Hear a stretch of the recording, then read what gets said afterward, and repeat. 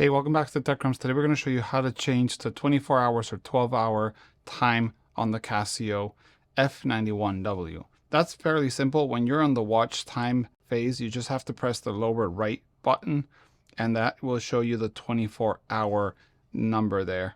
So 24 off, 24 on. When you have it in 24 and we cycle around, we can actually change the time. Let's see what it does. 13, you see now we're in the 13 hours, 16 hours, 17 hours, 18 hours, 24 hours. Basically, it's a 24-hour watch. And if we save this and we turn it off, and now it's, you see, it went from 0 hours to 12 hours. So that's how you change between 24 hours or 12-hour watch, depending on how you like to do it.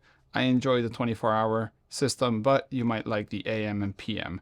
Thanks for watching. If you have any questions, let us know in the comments below. See you in the next one. Bye.